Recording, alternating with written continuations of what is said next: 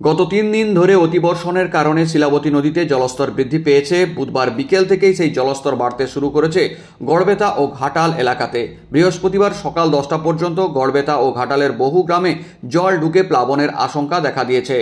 পশ্চিম মেদিনীপুর জেলার গড়বেতা 2 ব্লকের 4টি অঞ্চল ও গড়বেতা 1 ব্লকের 11টি অঞ্চল প্লাবিত পরিস্থিতির মুখোমুখি দাঁড়িয়েছে বলে স্থানীয়রা জানিয়েছেন। শিলাবতী নদীর জল ওই এলাকায় সমস্ত চাষের জমি ডুবিয়ে দিয়েছে।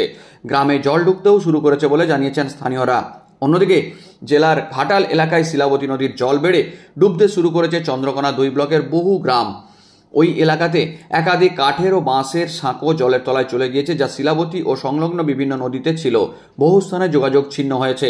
চন্দ্রকোনার চৈতন্যপুর এলাকায় শিলাবতী নদীর ওপর দিয়ে যাতায়াতকারী গুরুত্বপূর্ণ কাঠের সাঁকো, কেশাডাল, নিত্যানন্দপুর, ঘোষকিরা বিভিন্ন এলাকাতেই ওই রকম বাঁশের সাঁকোগুলি ছিন্ন হয়ে গিয়েছে জলে ডুবে বা ভেসে গিয়ে।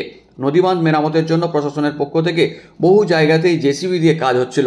রাতারাতি জল বেড়ে যাওয়ার কারণে চন্দ্রকোনার ধরমপোতা এলাকায় একটি জেসিবি পর্যন্ত জলে ডুবে থাকতে দেখা গিয়েছে।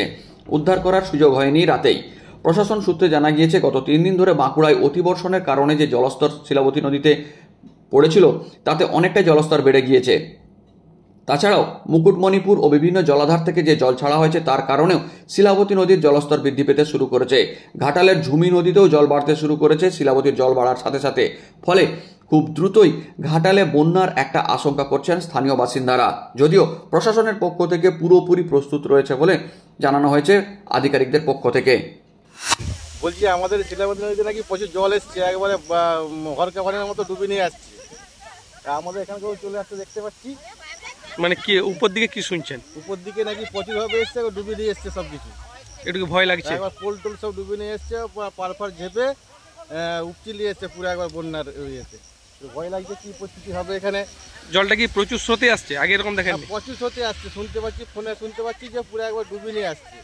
এখানেও এক মন্ত্রে চলে যাবো যে 10-15 মিনিটের মধ্যে এখানেও ডুবে যাবে।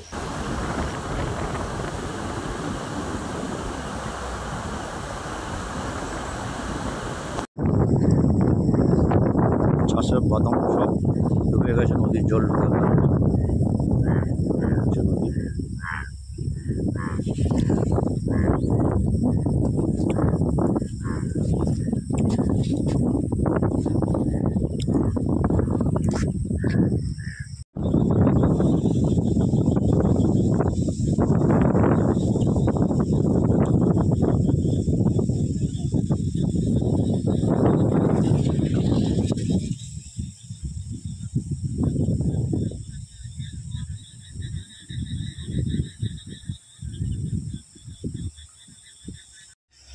এই দেখতে পাচ্ছেন শিলাবতী কংসাবতী নদী থেকে, ঠিক আছে, গ্রামের দিকে যে জল ঢুকছে, এই যে গ্রামে চাষা জমির দিকে, গ্রামের দিকে জল ঢুকছে, ঠিক আছে, নদী থেকে।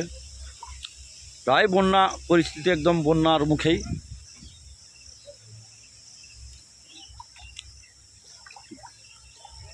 চাষিরা সব